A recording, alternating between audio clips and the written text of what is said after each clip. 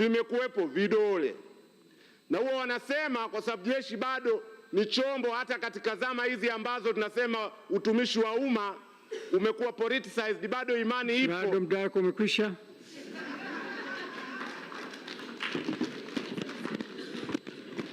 Mwisho utaanza kusema vitu, nitakuuliza ushahidi, utashindwa. Kaa chini. Kwamba bunge sasa likubali kupokea na kupitisha makadirio ya mapato na matumizi ya Wizara ya Ulinzi na Jeshi la Kujenga Taifa kwa mwaka wa fedha 2026/2027. Wanaafrika waseme ndio. Ndio. Wasiafrika waseme sio. Ado ndio kusema, sio kusema. Umekaa.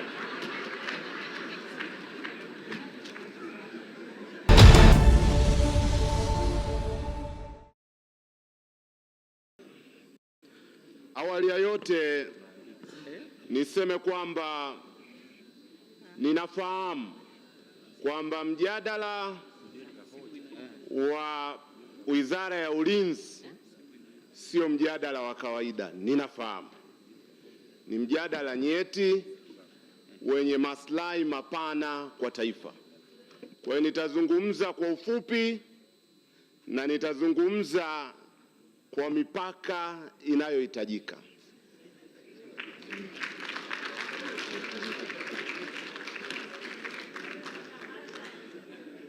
La kwanza, jambo la kwanza ni juu ya maslahi ya maveterani wa vita ya Kagera.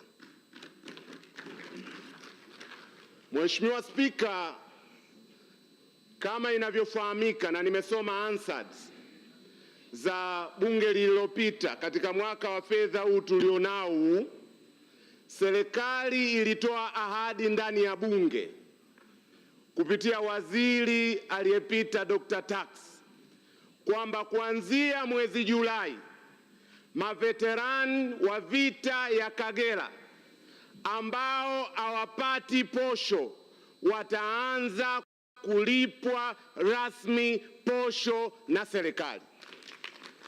Hiyo ilikuwa ni ahadi ya serikali kwa mashujaa wetu. Mheshimiwa, anaongeza muda mpaka tumalize kazi yetu. Hiyo ilikuwa ni ahadi ya serikali kwa wapiganaji wetu, ahadi ambayo inajenga msingi kwa wapiganaji wa sasa kwamba wakienda mstari wa mbele wakapambana watapewa tuzo, watatazamwa. Mimi jimboni kwangu wazee hao wapo, wengi wao umri wao ni baina ya miaka 70 mpaka 90, vikongwe, lakini taarifa nilizonazo wanasema hawajaanza kulipwa. Sasa mimi nataka waziri atapokuja kwenye majumuisho, kwa kweli na sita sana kuzungumza lugha ya kushika shilingi, ila aje atoe maelezo kwamba serikali ahadi ile kwa maveterani wa vita ya Kagera ilikuwa ni siasa ya maneno matupu, na tunaweza kufanya siasa kwenye Wizara ya Ulinzi. Mimi nina mapendekezo ya ziada, Mheshimiwa Spika. Ninapendekeza ukiacha ahadi ile ya posho, tufanye kama mtindo ambao baadhi ya nchi zinafanya, tuwe na mfuko maalumu wa maveterani wa vita ya Kagera. Na mimi napendekeza tuwe na mtindo kama wa the Kagera War Veteran Fund. Na nchi zingine wanafanya, Marekani wanafanya, Afrika ya Kusini wanafanya, Uingereza wanafanya kwa mtindo tofauti tofauti.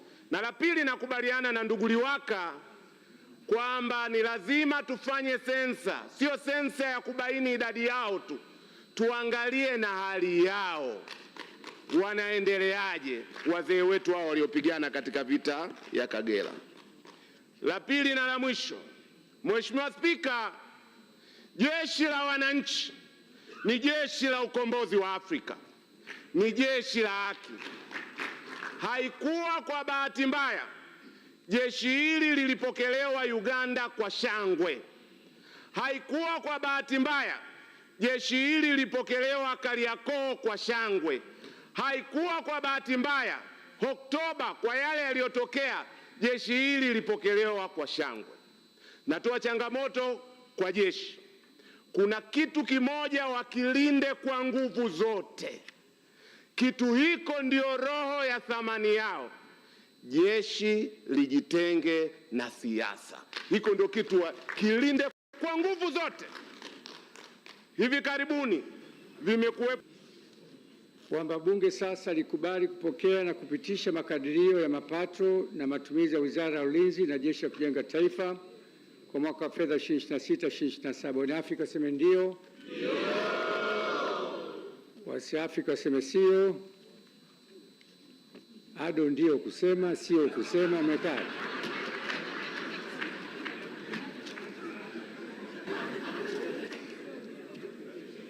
Mheshimiwa Bunge, kwanza nachukua nafasi hii kumshukuru Mheshimiwa Waziri na timu yake kwa kweli wamefanya kazi nzuri sana.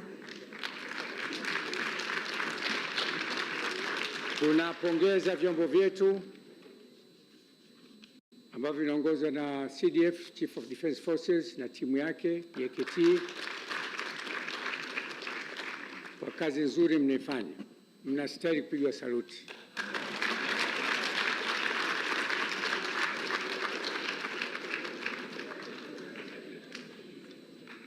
Watanzania wa sasa hivi hawajui nchi hii itopotoka, na bila kujua history ya taifa lako au culture ya taifa lako huwezi kuelewa Utanzania ni nini. Tunajidharau, lakini mataifa nje wanatupongeza kwa misimamo na kazi za kujitolea kwenye amani za mataifa mengine. Nchi hii enzi za Mwalimu ndio imekomboa mataifa mengi ambayo yalikuwa chini ya beberu. Vita vya Kagera, amini hakuamini, alifikiri anafanya mchezo tu. Matokeo yake kakimbia Uganda, kinafanya kazi ya Build a Change Saudia, kwa kazi iliyofanywa na vyombo vya nchi hii. Tulivyoanza kupewa masharti kuacha kugharamia JKT, hamjui hali, na masharti hayo yawekwa na taasisi za pesa za kimataifa. Mwalimu alipewa masharti, elimu bure mpaka chuo kikuu, ondoa. Afya, ondoa. JKT, ondoa. Na baya kabisa tukaambia tusisafishe mafuta Tanzania. Refinery yetu ikaambia isisafishe mafuta, simply kupata mikopo. Lakini tulisimama.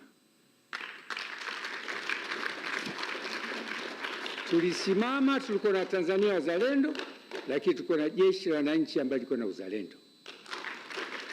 Hongereni sana makamanda yetu kwa kazi mnazofanya.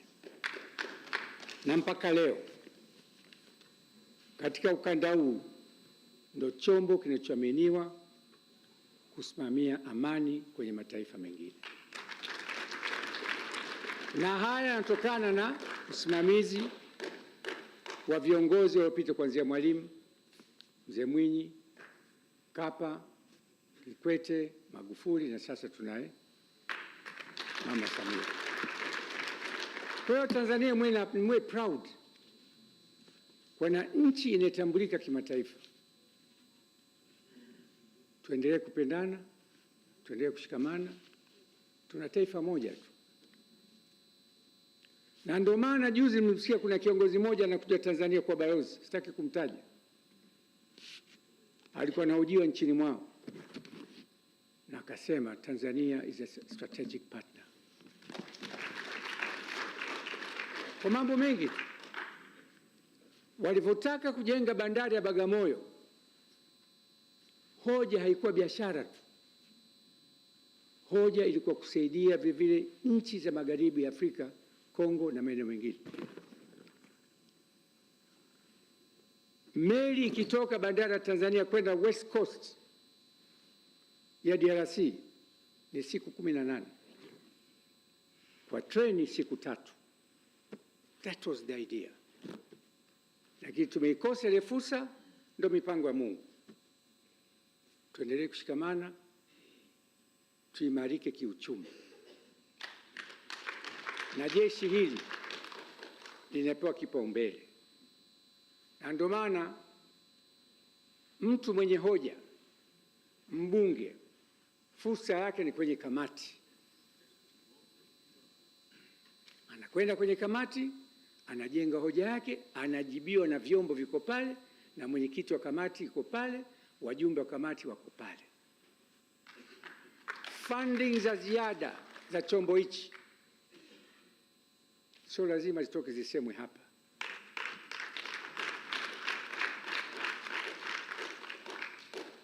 Tukisema hapa tutajivua nguo,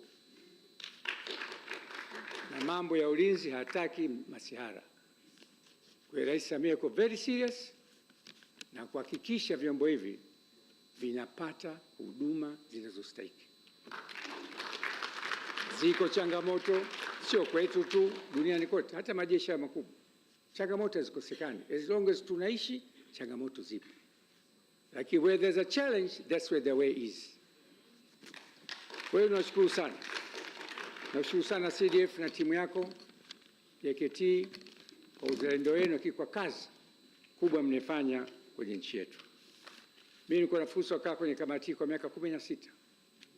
Nilikuwa makamu mwenyekiti, nikakaa mwenyekiti for all this time. Toka imeanza bunge mimi niko kamati ya defense, ilikuwa defense, foreign defense na homeland security. Tunaita sisi homeland security kama ile Marekani. Wanama kamati hivyo kunafanya kazi. Na sasa iko chini ya Najma wanafanya yale yale. Tujivunie. Mheshimiwa Waziri, nakushukuru sana, umeeleza vizuri sana kuhusu fidia za haya majeshi na baadhi ya watu vita vya Kagera. Mimi niliparticipate vita vya Kagera. Nilikuwepo. Nilipata medali 2. Ya kwanza kuwepo jeshini kipindi kile, na ya pili kuvuka mpaka.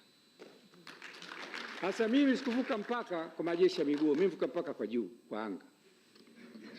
Yote kuvuka mpaka hiyo. Kwa hiyo Dr. Mambo, njoo nikwambie. Na mwalimu alisema nakupeni bonus, nchi yetu bado maskini. Lakini Mama Samia akasema hapana. Ile mishahara kwa miezi 2. Baada shughuli kuisha tukapewa mishahara miezi 2 kila mtu cash. And at that time it was a lot of money. Lakini Rais Samia anasema tuwakumbuke maveterans wetu. Mheshimiwa Waziri, hongera. CDF hongera sana. Tuwatunze wazee wetu waliparticipate kwenye vita chini ya maelekezo ya Mheshimiwa Rais. Sasa Ado, leo una TV zako jioni unakuwa nje ukayaseme haya. Mheshimiwa, kama navyosema, wabunge wenye hoja kwenye masuala ya Wizara ya Ulinzi, mwende kwenye kamati ya ulinzi mkaseme yote, shida zenu zote, ili mpewe majibu. Baada ya maneno haya, nawashukuru tena sana wabunge kwa michango mizuri, na hairisha shughuli za bunge mpaka kesho saa 3 asubuhi.